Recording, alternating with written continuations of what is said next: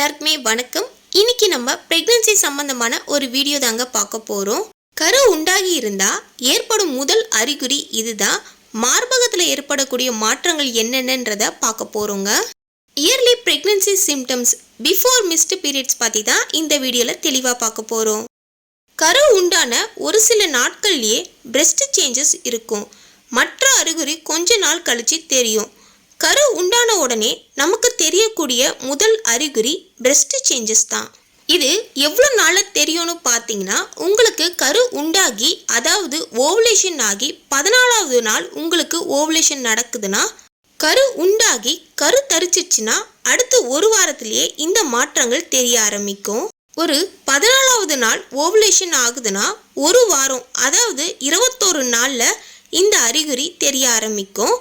கரு உண்டாகி இருந்துச்சுன்னா தெரியக்கூடிய முதல் அறிகுறி பிரெஸ்ட் சேஞ்சஸ் தான்.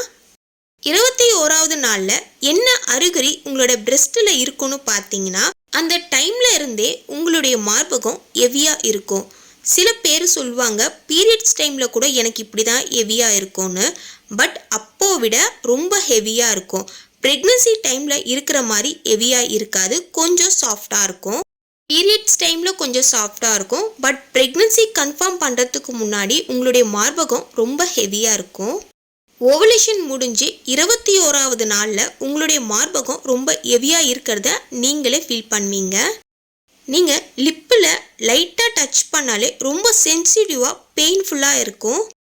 நிப்பிள் ஸ்ட்ராங்காக இருக்கும். பீரியட்ஸ் டைம்லேயும் இப்படி தான் இருக்கும். பட் ஆடாக இருக்கும், வலிக்கும். பீரியட்ஸ் டைமில் நிப்பிள் ஸ்ட்ராங்காக இருக்காது, தொலைன்னு இருக்கும். பட் ப்ரெக்னன்சி கன்ஃபார்ம் ஆகுதுன்னா நிப்பிள் பெயினாக இருந்தாலும் ஸ்ட்ராங்காக நிற்கும். பார்த்தாலே உங்களுக்கு தெரியும், ஊசி மாதிரி ஸ்டிஃபாக நிற்கும். ஸோ இந்த மாதிரி இருந்தாலே நீங்கள் கருத்தரிச்சிருக்கீங்கன்னு அர்த்தம். 3வது சிம்டம்ஸ் என்னென்னு பார்த்தீங்கன்னா, பிரெஸ்ட்டில் ஒரு மாதிரி சுருக்குன்னு குத்துற மாதிரி இருக்கும். ஸோ இந்த குத்துற ஃபீலிங்ஸ் கண்டிப்பாக உங்களால் உணர முடியும். இந்த மாதிரியான சிம்டம்ஸ் இருந்தாலும் நீங்கள் ப்ரெக்னன்சியாக இருக்கீங்கன்னு கன்ஃபார்ம் பண்ணிக்கலாம். ஓவலேஷனுக்கு அப்புறமா ப்ரெக்னன்சியாக இருக்கும்போது மெயினாக தெரியக்கூடிய சிம்டம்ஸ் பிரெஸ்ட்டில் ஆடாக இருக்கும், ஒரு மாதிரி சுருக்குன்னு குத்த ஆரம்பிக்கும்.